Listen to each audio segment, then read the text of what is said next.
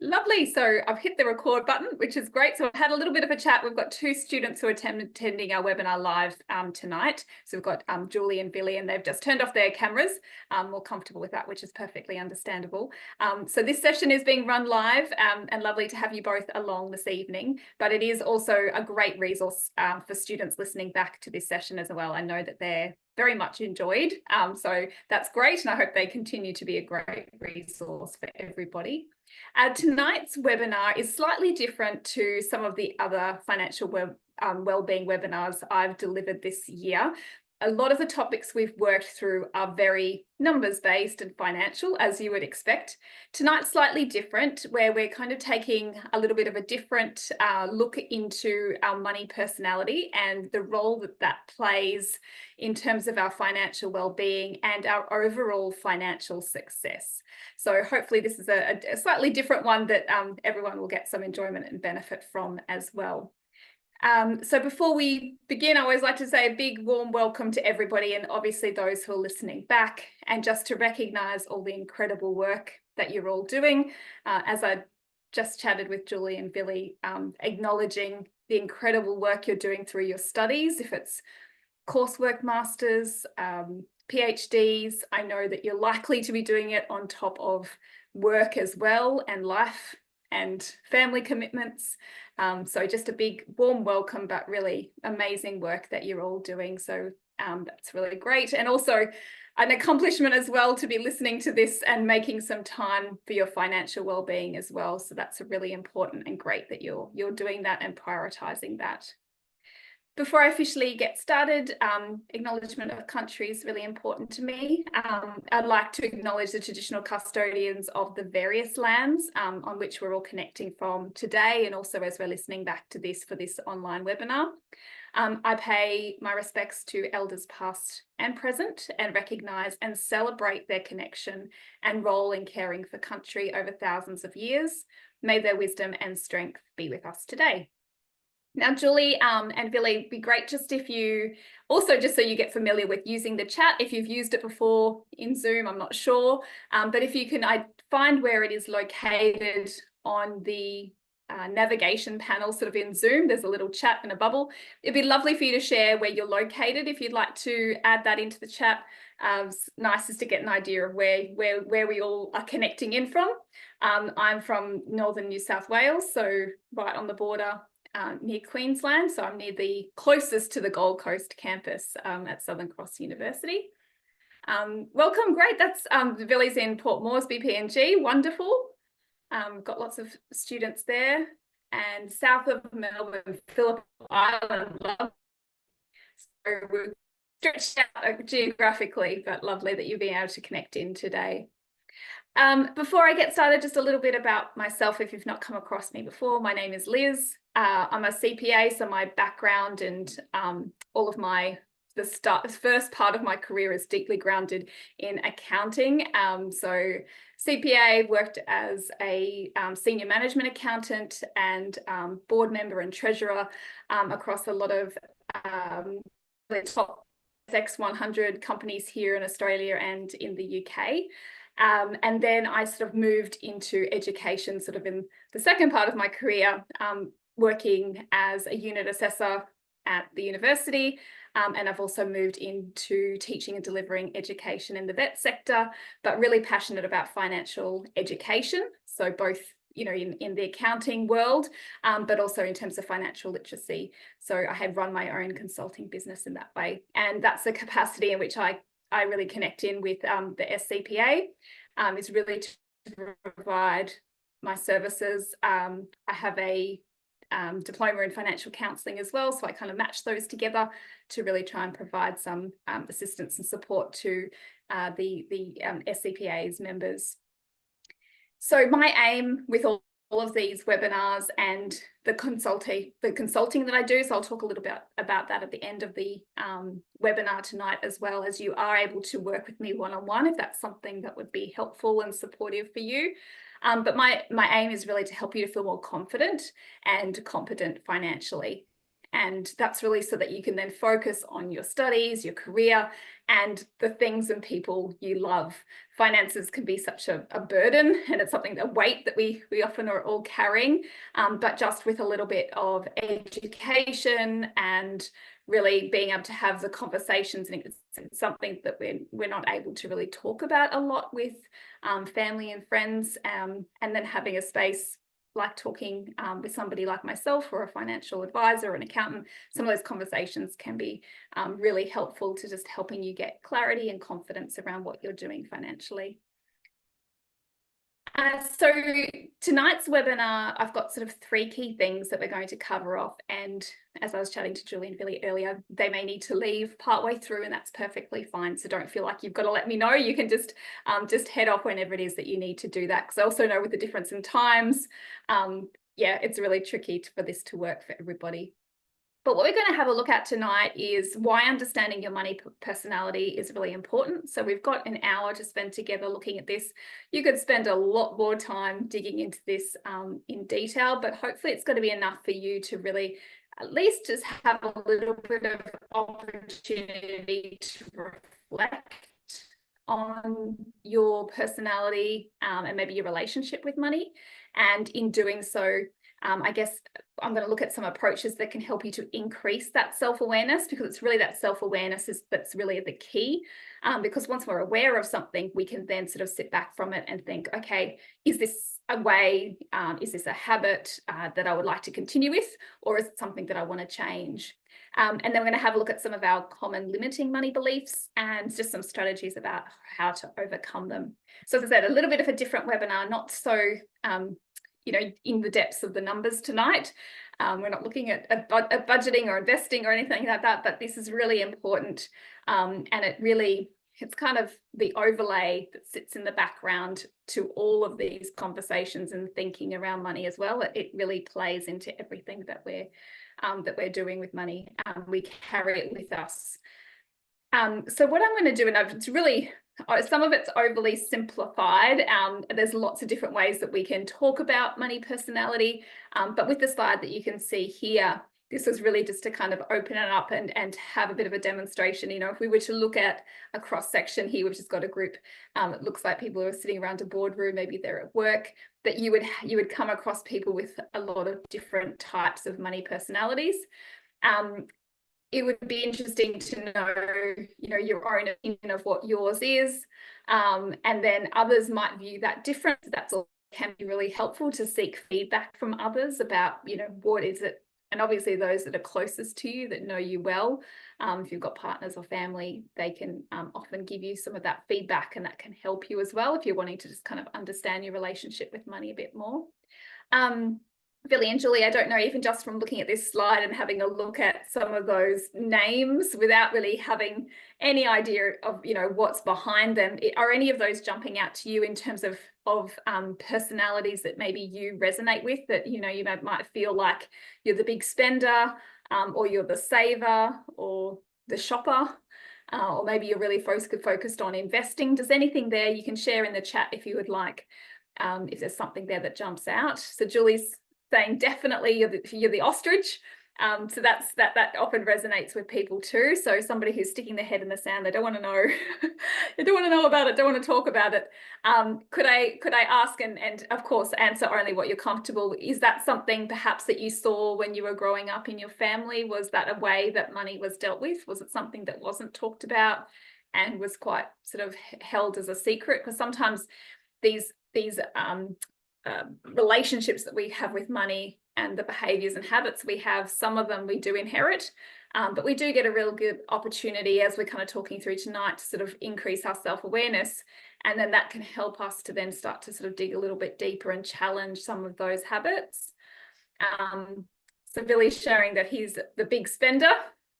So that's a good one to be aware of as well. And I guess the important thing here is as well, although we've probably, as we look around those and think maybe, you know, as you're listening back to this too, maybe you associate with some of those different classifications, that often what we'll do is we'll be viewing them possibly, most likely, with a layer of criticism.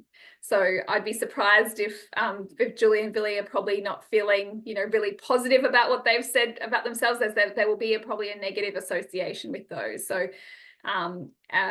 which is unfortunate. So they're not. They can all be good and bad at different times, but it's really being aware of them, so then you can balance them out. So for Billy, who's saying, that you're a big spender, being a big spender and enjoying your money and spending it can actually be really positive, as long as you're balancing it and you're knowing that you've also then planned for saving money, putting aside things for the future, that kind of thing. So it can be really helpful. And if we look to relational too, like within families, it can be really helpful if you might have it can work if you've got people with the same money personalities, but it can also work if you've got different money personalities. So it's just being aware of them, being really constructive about how you can utilize them and get the most out of it and see the benefits. And don't let, and there could be negatives, perhaps it means that, oh, I know I'm a big spender and I get really excited when, X, maybe it's to do with something particular, that maybe you need to sort of set yourself up some boundaries to help you in that particular situation, as opposed to getting into lots of debt. So that's when it would start to become unhealthy. Just being aware of it, which is helpful.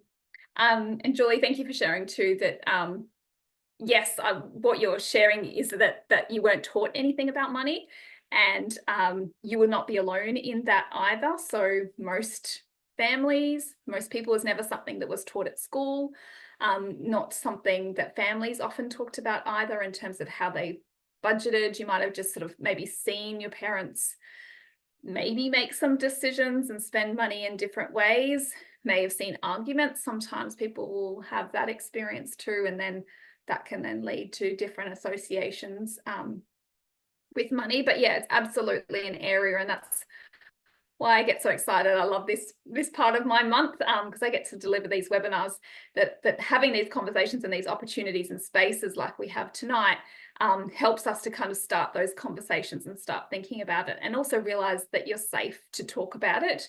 Not with everybody, we're not going to dig into everybody's financial situations in detail, but it is a topic that you can talk about, and certainly one-on-one when you're working with me, it's highly confidential, but it just, yeah, it can be really good to talk through.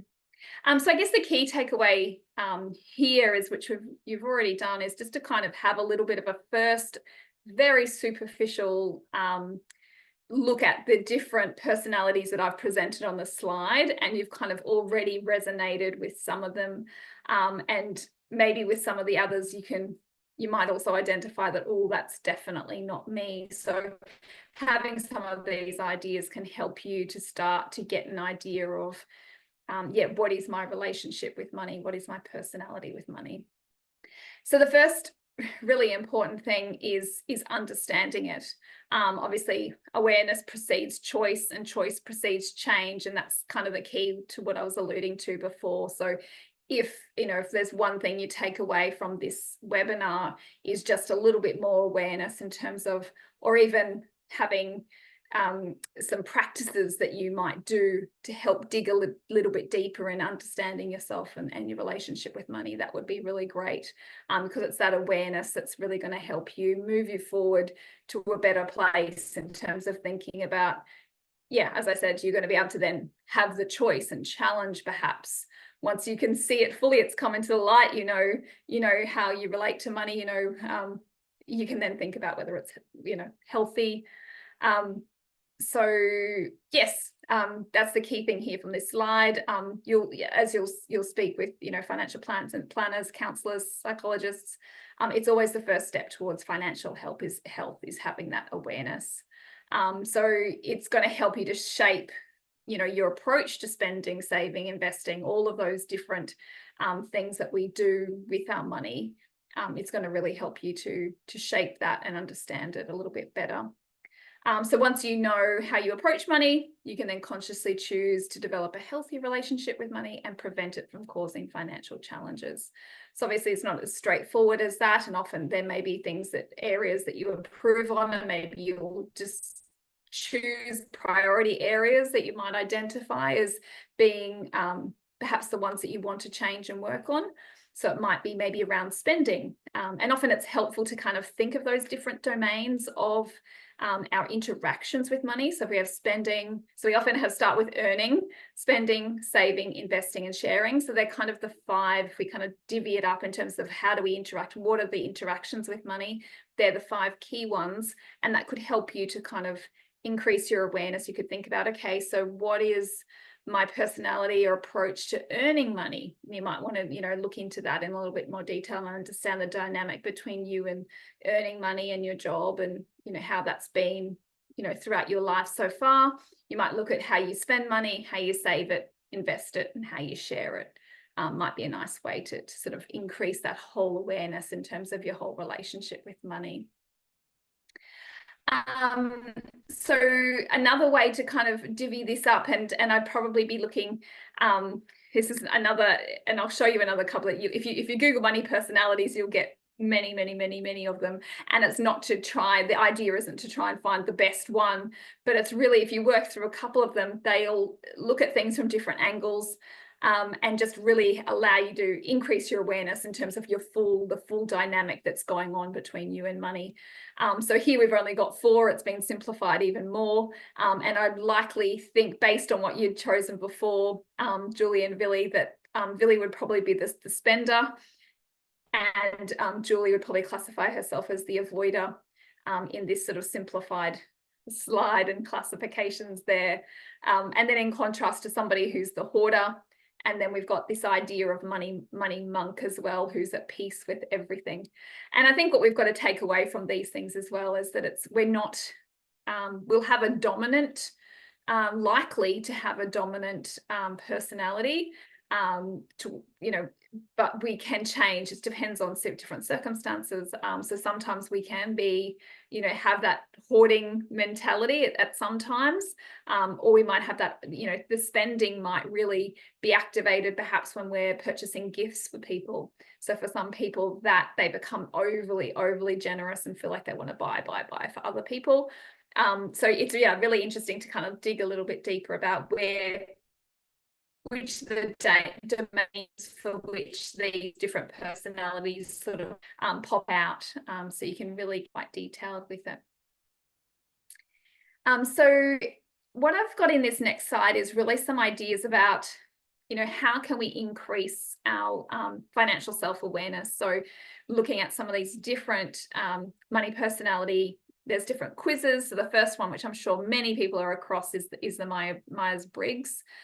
Which really helps you so they obviously have personality tests, which many of you have already been through, particularly if you've gone through any extensive interviewing processes and things like that. That's really helpful. But they've actually co-created a specific financial personality, so you'll be able to access that resource through the slides. And as I mentioned at the beginning, this is being recorded, so Alison will be sending it out. The SCPA will send this out, the link to this slides, so you'll be able to access those if you don't have it.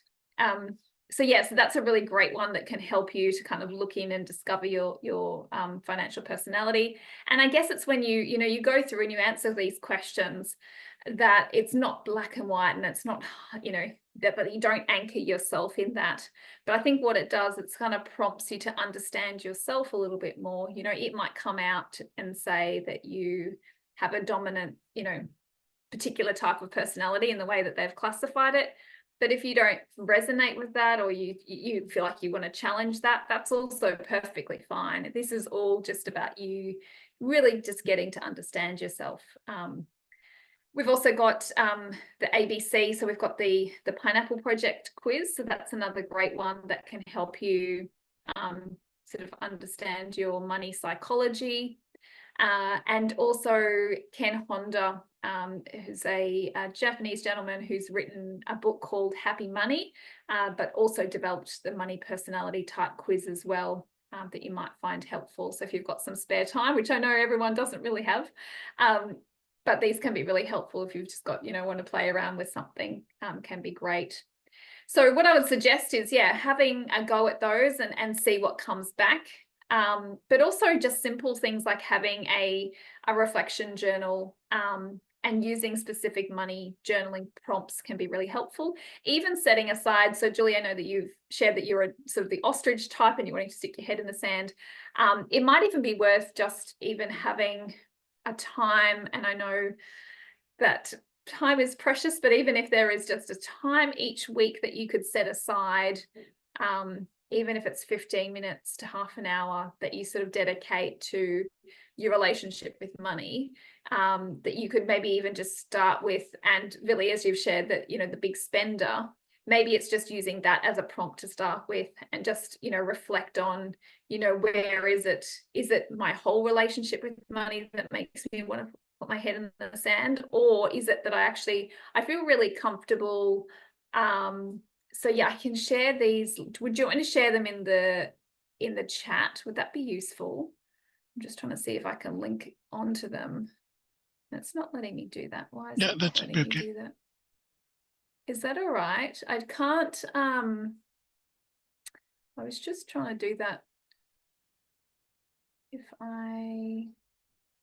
I'm just going through back to the main slides, and let me just see if I can, I'll just copy and paste them from here. Pop that one in, because that's probably an easier way for you both to access them.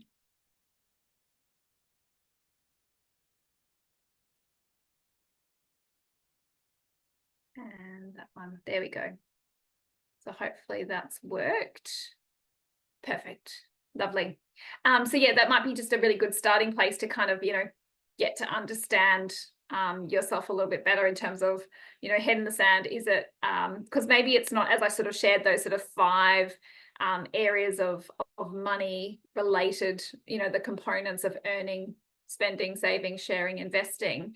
It might be that, you know, in terms of earning, you're not really putting your head in the sand. You know, you feel really good about maybe the job that you're enjoying or the career trajectory that you're on, that you're quite comfortable with that. Maybe you're also pretty good with sharing money. So you're quite good at having things that are important to you, knowing what are the causes or things that, and actually working out how much of your budget that you feel that you can, and you've worked it out to say that, yeah, this is a reasonable amount that I can share. Maybe those areas work quite well. But it might be investing, say, that is where you're really putting your head in the sand. Like, you just don't want to, just all sounds too complicated and too hard. I'm actually running an investing webinar next month. So if that is the case, that's another one that you might want to look out for. But do you know what I mean? So it's kind of, you know, giving yourself that opportunity and time, even if you just sit down to do one task, which might be just doing, you know, a quick little bit of reflection about, you know, what we've gone through tonight, and in terms of money personality. Another really easy one, just to get into the habit of having those times to sort of sit down and increase your awareness about money, could just be, you know, sitting down, and if maybe in the day there was something that made you sort of freak out about money, or something that bothered you, that triggered you, you know, maybe it's even, you know, you see somebody driving past in a fancy car or whatever it is, and you're like, oh, like, why do they, you know, having those kind of things, but having an opportunity or somewhere that you can actually let that out. And in a journal can be really helpful, even if it's just, you know, on your bedside table, just note it down. And then it just allows you to kind of, yeah, let yourself take an action towards, as opposed to not doing anything. And as I kind of shared and discussed earlier too, it's about, you know, seeking feedback from close friends and family can be really helpful, just to increase your own self-awareness. They may notice things differently. Often we're our own worst critic as well. And we might be, as I said, a lot of the personalities that we might see are us, we will see in a negative light, unfortunately. But it might be nice to also get some sort of objective, balanced feedback from those around us. So they may say, yes, I can see that you know, you don't like to talk about this, or you do put your head in the sand a bit about this, but you're really good at that. So really important, particularly around our relationship with money, which is likely to have a lot of negative associations.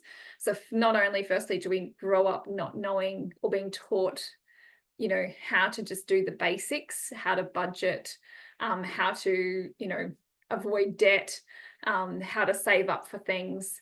So we're not taught any of that. So we don't have any of that foundational knowledge. And then we're thrown, a whole lot of information that scares us about what's happening in the market. And we have real challenges that we're faced with. And it often, because it's such an invisible topic too, often we'll look to others and see, oh, everyone else is doing better than me, but you don't actually know everyone's situations. All of those layers and layers and layers of negativity around money just make it really hard and overwhelming. Hence why a lot of people want to put their head in the sand, because why do you want to think about it? It just seems too hard. So we've got to just, break it down and just take, one step at a time. And sometimes it can be helpful thinking about it like that. It's a relationship that you have with money. It's a tool. And, now's is a better time than any to change that dynamic. And yes, whilst we can acknowledge all of those elements and that we didn't get the education and all of that, but what are we going to do about it now so we can actually start to take steps to improve that dynamic and understand it a bit more? It's that compassionate self-awareness that's really powerful. Also, when you're doing your journaling, it can be helpful, and it may be that you might not have the actual little notepad and pen with you everywhere, but you may note throughout the day that you do get triggered emotionally by something financially related. So maybe you're listening to something on the radio, or you're in a conversation with somebody. It can be really helpful even just to type in the little notes section of your phone, just a couple of points around what you were feeling, what happened and why, and coming back to those. But even just the act of doing that is already lifting your awareness around that, which is really, really valuable information, which can really help. You'll soon start to feel that it's sort of lifting up to a level where you can actually see it. You can then start to challenge it and think, well, is that correct, or is it not? So that can be really helpful too, just knowing some of those financial emotional triggers. And of course, any sort of meditation or mindfulness practices can strengthen that compassionate self-awareness as well. So whilst you might not be actively doing your financial journaling, although that's quite a mindful practice in itself, but perhaps if whilst you're doing meditation or other breathing work, that will help feed into this area where you're wanting to increase your financial awareness, sort of moment to moment throughout the day. Having had that practice somewhere else in your day will help you to do that. So it's kind of like that muscle that you exercise. So if either of you do any other breath work or yoga or any meditation, that's certainly going to help in this area as well. And I do like to sort of note that as well. Often when we come to our financial life, we feel like we're unequipped, we are uneducated, we don't have any skills or anything in the area. Maybe you're studying something completely different. You work in the health field or education or something quite different to finances. But what I like to remind everybody is that often those skills that you're using in those specialized fields are exactly what is needed in your own financial life. It's not complicated in terms of, it's like anything, you'll come across challenging situations in your own work. And it's how you approach that. And if you approach your financial life the same way, so it's looking at how do I break it down, simplify it? Is there a part of this that I need to seek, advice or specialized knowledge on? You do that and you get all the information together. You then make a decision. So it's that kind of systematic approach, which you're likely to be using in your studies and your work, that can really help. And it's that problem solving, creative thinking, critical thinking, all of those beautiful skills, communication skills, if you're, seeking information from an advisor. If you can really think about using those skills in your financial life, it can be really helpful. So I'd really encourage you to acknowledge all of those amazing skills that you have and think, okay, how can I use this to increase my financial literacy and well-being? It's really, really important. So you've already probably got most of the skills that you need. It's just a domain of really just, having that systematic approach, because we can often be overly emotional when it comes to money, and that's just kind of where we've got to, because we haven't had an opportunity to talk about it, and that's where it's got to. So I hope that helps. So that's kind of that second part of tonight's session, which is, yeah, some of the ways in which you can increase your financial self-awareness. So anything that you can do, even those small things, you'll be surprised how powerful it is. Yeah, I'd be really keen to hear from anybody who starts doing some of these as well, and how you get on. So just a little quick, and it'd be great, Billy and Julie, if you want to pop into the chat here what you think. The question on the slide we've got is the hoarder better than the avoider? So keen to hear what you think about this. And I'll just give you a minute just to include into the chat your response to that question.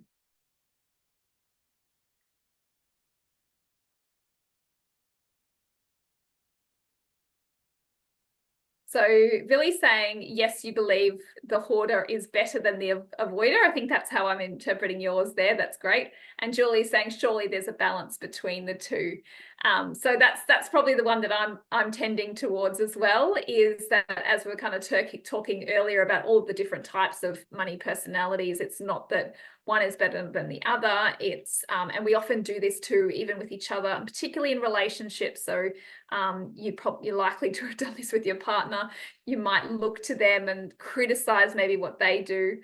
We're highly critical of ourselves, but we'll also do that and say, oh, but you're always spending this, or you save too much. Or a more constructive way to approach that is to start with, what are the positives, and what are they bringing to the relationship, that, obviously your relationship, but then also your relationship with money. So there's definitely positives in all of these, and they can all be helpful. So that's really good to to acknowledge that there definitely can be a balance between both. And sometimes, you don't need to know everything about everything. You can do an analysis paralysis. And sometimes I guess it's maybe not so much about avoiding, but it's knowing the limits of, how much you need to be involved and know some things. And then the hoarder, obviously we might first think, oh, that must mean that the person's rich because they've just hoarded all of their money, and surely that's a good thing. But it obviously has negative ramifications as well. If you're not eating well, if you're not looking after yourself, you haven't got housing for your family. So, it's, or if we're talking about hoarding actual physical items and material items, that can also be quite negative too. But it certainly is about the balance, and no one's really to say what's right or wrong. It's for you to increase self-awareness and understanding of who you are, how you approach money, and then it's your choice around, what are the habits or the dynamics that you have that you feel are healthy, or there may be some that you would like to change. Great. And then you can work on how you do that. That's lovely. So thanks for your responses there. Now we're just moving into sort of the last part of tonight's session. So we've been able to move through it quite quickly, just with the two of you here. Often when we've got larger groups, we have a lot more discussion, and I kind of open it up to sort of, I guess, have that discussion. But here, what we're looking at is some of the common limiting beliefs that you might sort of, as I work through these, I'm sure that you feel you resonate with some of these, and you may hold some of them. And then I've just got on the right hand side is, just offering a different way of looking at it that you may like to look at and consider. In the couple of slides previous, where we're talking about doing some journaling, some of these limiting beliefs can also be a helpful sort of journaling prompt to start with. It might be helpful to, kind of dig a little bit deeper into why you might believe that, or is that really true, or where are there examples of this that you may have seen? Where has this come from? Was this something I saw as a child growing up, or is this something I'm experiencing now? So it can really help you to kind of, dig a little bit deeper and understand what's going on. So one of the first really common things that we can often believe is that money is the root of all evil. And unfortunately, it's really echoed in, which a lot of these are, we'll see it in society. you can only you can easily look to a Disney movie, and also see that the characters in those movies, you know, growing up, the rich person was often portrayed as being greedy and evil. So it's no wonder we carry some of these ideas. The media also promotes that too, and we can obviously see examples of that, but it's not money that's evil. It's a resource that can be used for great good. So it's about balancing that out and looking to see, okay, where is it that money's actually being really utilized positively and is good, because whilst it may have somebody who, and it's also our opinion of what's right and wrong and what's evil, but yeah, really great to kind of look at and affirm to see people who are doing some really positive things with their money, and how it has been a positive as well, and the impacts that it can have. The next one is that I have no control over whether I become wealthy. So this is one of those beliefs that can make us, feel like we've got no control, that we feel powerless and frustrated, which can be really hard to move through as well. But a different way of looking at that could be around, you know, affirming that I create the life and wealth I want, as long as I take consistent and a proactive approach. So it's about taking responsibility. So, you know, what are the resources that I have, and, you know, making the most of what you have. It may be different to what other people have, but, you know, bringing back some of that sense of control and satisfaction and fulfillment, because that kind of belief that you've got no control, really, I guess it robs you of that opportunity to feel at peace or to feel fulfilled as well. So maybe it's digging a little bit deeper and thinking about, okay, where are the domains, or where are the aspects of my life that I am consistent and proactive, and there has been positive impacts, and so that can be really helpful. The third one is I have to work hard to make money, and this one can be one that's been drilled into us too for a long time.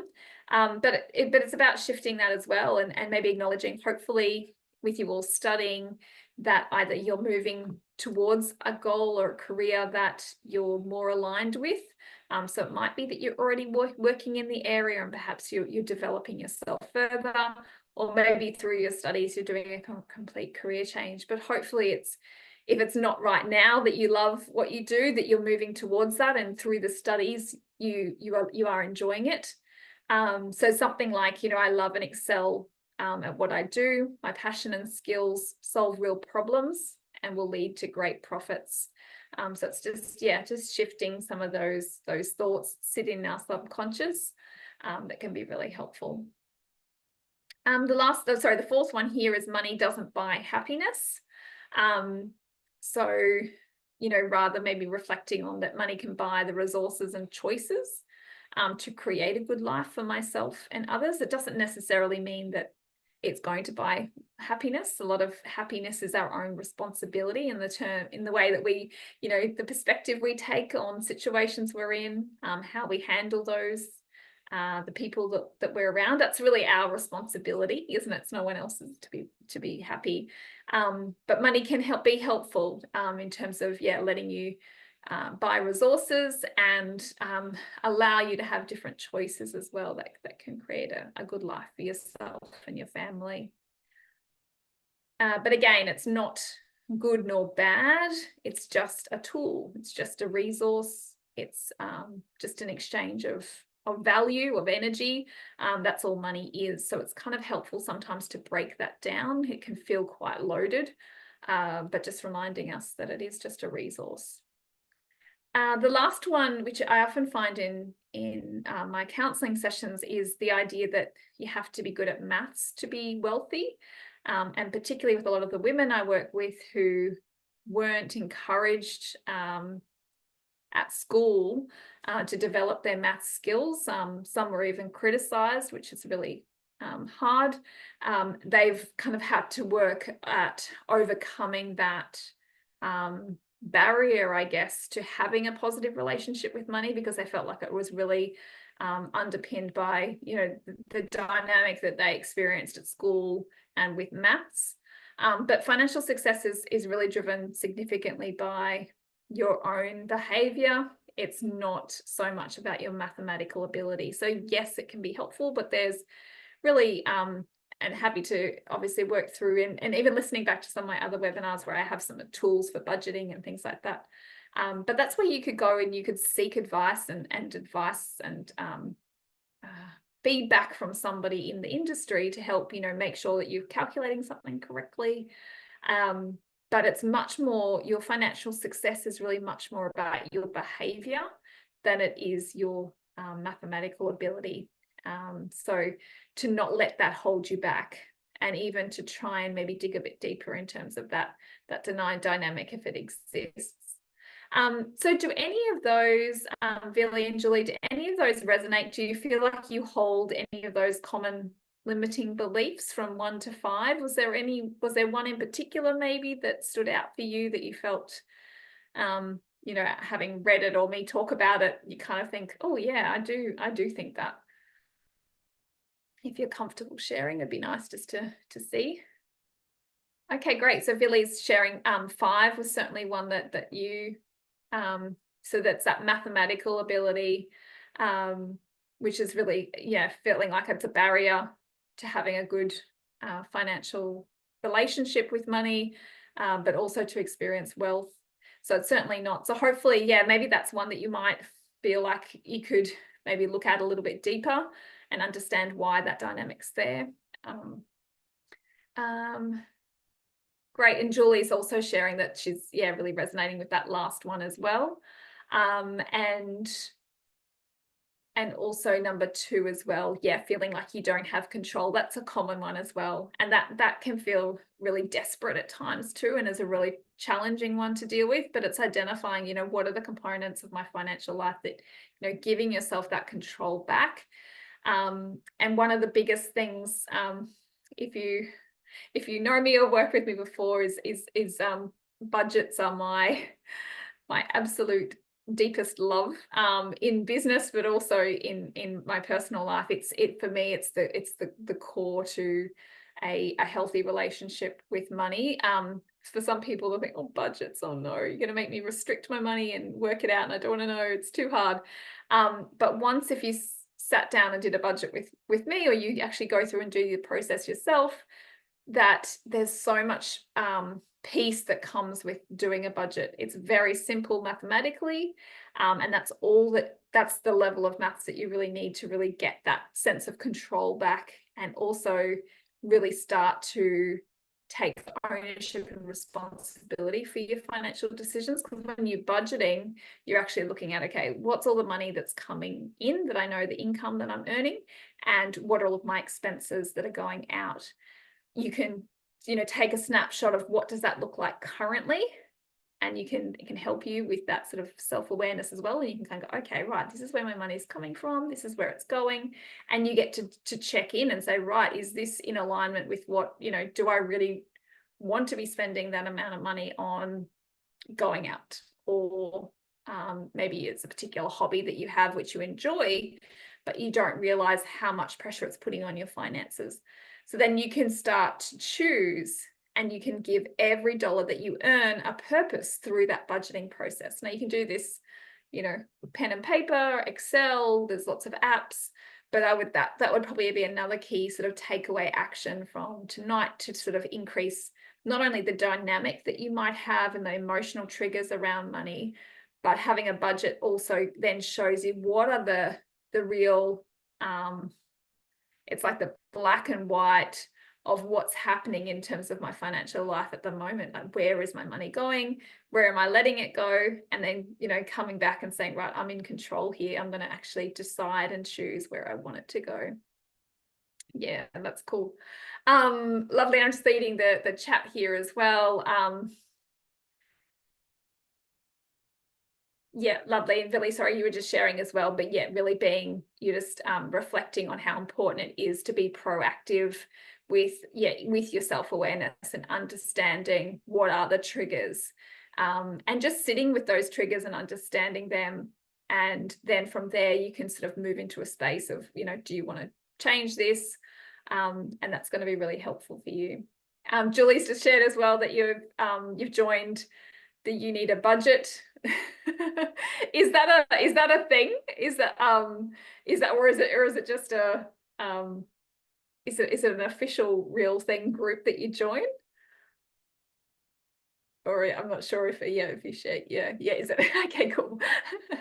So and maybe it's thinking about, sometimes I often, even when I'm working in workplaces and we're doing budgets and people roll their eyes and their stomachs churn, the first thing I recommend is name it something else. If you've got an association, again, if we're talking about associations and triggers, just the word budget might make your stomach go, oh, I don't want to do it. Maybe it's a money plan. Maybe it's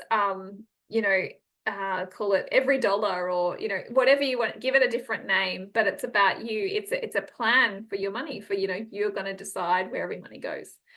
Okay, cool. Oh, so cool. It's a budgeting software. I'll have to look that one up. Okay. Oh, and do they use that language as well, that you give every dollar a job? That's cool. I like it.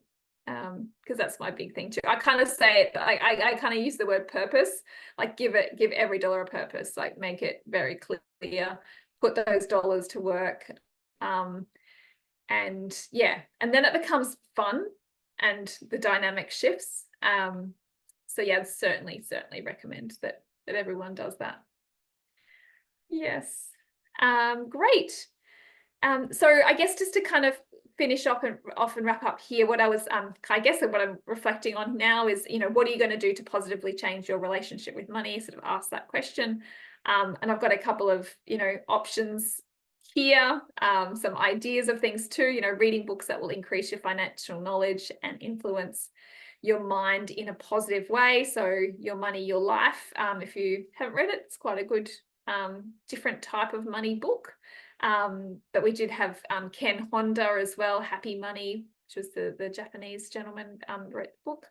So reading stuff as well, although I know while you're still studying, you're reading a lot. But even there's little things that can be helpful. Another thing to do that can be helpful is, think about your life up until now and ask, what were some of my experiences growing up with money? These can be some good journaling prompts too. If you've got somebody that you can have the conversation with, that can also be really helpful. Maybe if it's your partner and you're wanting to, I guess, improve your financial situation and relationship, it can be helpful to have some of these conversations. If you've got somebody you can talk to about it, that's great. But if it's also helpful, just journaling can be really helpful too. Maybe reflecting, one thing that your parents did with their money that you want to replicate. And then maybe something that they did that you saw that you want to do differently. The reason why I've got often the dynamics, a lot of the dynamics we pick up are obviously, in reaction to what we saw. So sometimes it can be both positive and negative. You might have seen something negative in what your parents did, and and so what that's meant is that you actually do the opposite now. And that can be a positive outcome for you, because where they spent every single dollar or whatever it was, maybe you're a really good saver. But you might want to sort of start to tweak that saving to enjoy spending, because you've kind of overcompensated. So sometimes that can happen too. But what we saw in our early years is so influential. And yeah, it can be really helpful to kind of think and to dive into that a little bit, which will certainly help. And the last one here, to positively change that relationship with money is to give a little bit of money away. Think about using it for a purpose outside of yourself. Can bring a lot of joy, and allows you to be grateful for what you do have, so much so that you can give it away. And yeah, whatever it might be, they can be some nice little simple things that you can do to sort of increase that positive relationship around money. And that kind of brings us to the end. So we've finished it in great time. And I really appreciate Julie and Billy for you both being here tonight, and being able to stay on for the full time. Billy was sharing as well just his experience as a young child being given money all the time, and that you would obviously spend it, and that it sounds like that you have continued that dynamic into your adult life. So that's really interesting. So we all have these different dynamics and nuances, and just now being aware of that allows you to maybe think and be a little bit more compassionate. Perhaps maybe you may have been critical about your big spending personality, but maybe you can sort of acknowledge that and say, oh, I can see why I have that dynamic. And whilst it maybe perhaps hasn't got you into the best place now, I don't know your situation, but I'm sure that, you know, it was given out of love from your family if you were given money, and it was done with good intentions, but what it led to was probably a habit of you spending, and now you've carried that forward. And that's okay. But if that opportunity, awareness to think, oh, maybe I want to change that. Maybe I need to, in some particular categories, you know, if I work out my budget, I don't want to be spending that much money on whatever it might be. So you can kind of then think about what are some strategies to help support myself, stick to my money plan or budget, whatever you want to call it, and be a little bit more in control, as opposed to just having that automatic personality play out where you're the big spender all the time. You don't have to be, you know, you can start to, set yourself up for success, if that makes sense. So thank you for sharing that though. And it sounds really understandable. And it's really interesting because we all have very different experiences, and I've worked with even siblings, same family, watched the same parents, and their relationship with money was very different. You know, as I shared before, you could watch somebody you know, perhaps argue about money or not have enough, and what that can do to another individual observing it can actually be the opposite. So the person watching it, one sibling might continue to spend and the other one might then save. So yeah, really interesting. But the key, as this whole session's been about, is self-awareness and compassionate self-awareness, to acknowledge it, to see it, to understand, not criticize it, but then give yourself that sense of control back and say, it's okay, you know, this is where I am right now, and then start to make, you know, plans for yourself moving forward. Okay, that's lovely. Thank you, Billy. I really appreciate you being here and sharing as well. And I'm glad that you've learned something from the session tonight, and it'd be great to catch up with you again in the future. And best of luck with your studies too. I know that you've got to jump out, but I'm sure we'll catch up again.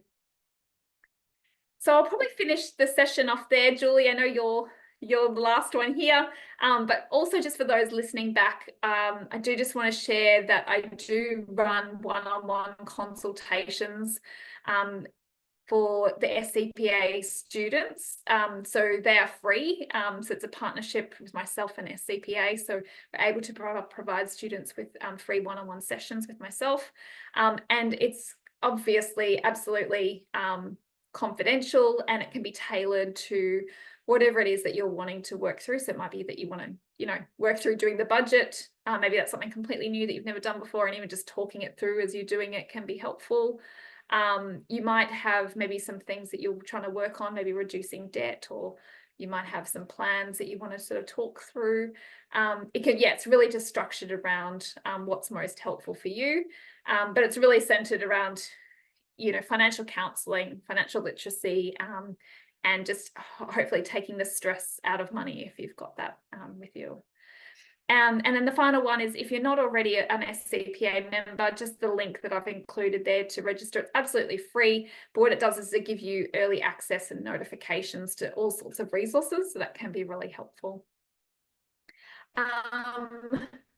Great, so that's great, Julie. Yeah, so if you would like to get in contact, so just email skills@scpa.net.au and just send them an email and let them know that you would like to have a consultation with myself, with Liz McLardy, and they'll pass on your details, and then we'll sort it out from there, and we can do that. So it's lovely. But thank you for coming along tonight. It was so nice to have you and to hear a little bit about, you know, your own money personality and some of those reflections. So I hope that's been helpful. But as I said, it's really surface level what we can cover in 1 hour in this kind of in this dynamic. So yes, it's just the starting point, but I hope that you've got something out of it. So amazing. Lovely. Thank you. And enjoy the rest of your evening. And yeah, I look forward to catching up soon.